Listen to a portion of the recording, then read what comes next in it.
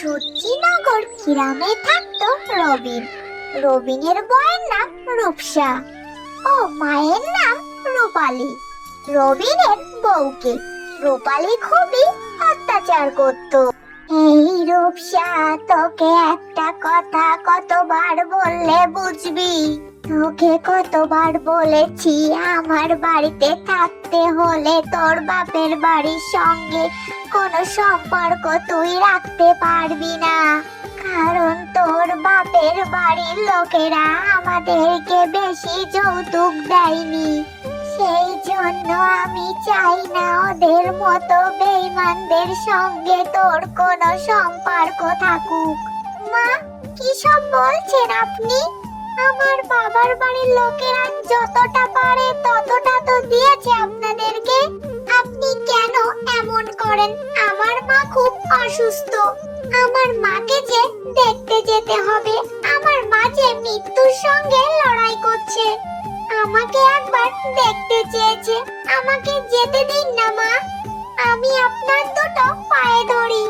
শুনে নে, আমি শেষবারের মতো তোকে বলে দিচ্ছি, তুই যদি তোর মাকে দেখতে চাস তাহলে সারা জীবনের মতো তোকে ওই বাড়িতে যেতে হবে।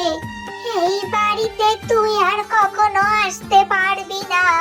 যদি তুই চলে যেতে চাস তাহলে একেবারেই চলে যা। এতে আমাদেরও শান্তি, তোদেরও শান্তি। রবি, আমি তোমাকে ভালোবেসে বিয়ে করেছিলাম। তুমি তো দেখছো তোমার মা আমার সাথে কি করে। তুমি একবারও কি তোমার মায়ের সঙ্গে কথা বলতে পারো না? কেন সব সময় উনি আমার সঙ্গে এমন করেন? আমি চাইলেই আরো অনেক ভালো জায়গায় বিয়ে করতে পারতাম। শুধু তোমাকে ভালোবাসি বলে এমন একটা সংসারে এসেছি। আমার মা যে খুবই অসুস্থ, মৃত্যুর সঙ্গে লড়াই করছে। তোমার মাকে একটু তুমি বোঝাও না আমাকে বাবার বাড়ি যেতে দেওয়ার জন্য। রূপসা, তুমি আমাকে ক্ষমা করে দাও। আমি পারবো না আমার মাকে এই কথা বলতে। আমি যে আমার মায়ের উপর কোনো কথাই বলি না। আমার যে এত সাহস নেই, তুমি আমাকে ক্ষমা করে দাও। এই রূপসা তো দেখছি সাংঘাতিক মেয়ে। ও আমার ছেলের কানে আমার নামে কান পড়া দিচ্ছে আমার সাথে লড়াই লাগানোর জন্য।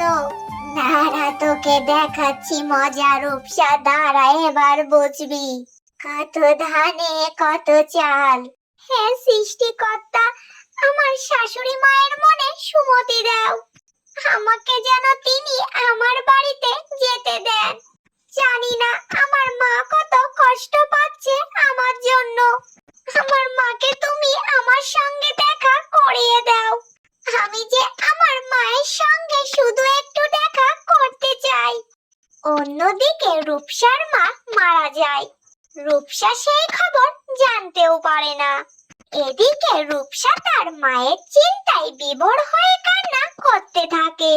অন্যদিকে তার শাশুড়ি মা এসে তাকে অনেক মারধর করতে থাকে। যত বড় মুখ নয় তত বড় কাজ। আমার ছেলের কাছে আমার নামে বদনাম করিস। আমার ছেলের সাথে আমার যুদ্ধ লাগাতে চাস। মাঝে মেয়ে কোথাকার, ছোট লোক কোথাকার। বল আজ তুই আর এসব করবি কিনা?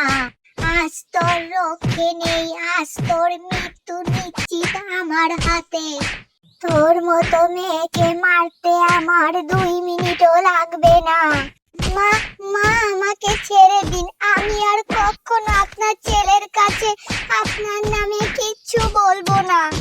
আমাকে ছেড়ে দিন মা, আপনার দোহাই লাগে। আমাকে আপনি আর মারবেন না, আমি যে খুব কষ্ট পাচ্ছি। আমাকে আপনি ছেড়ে দিন।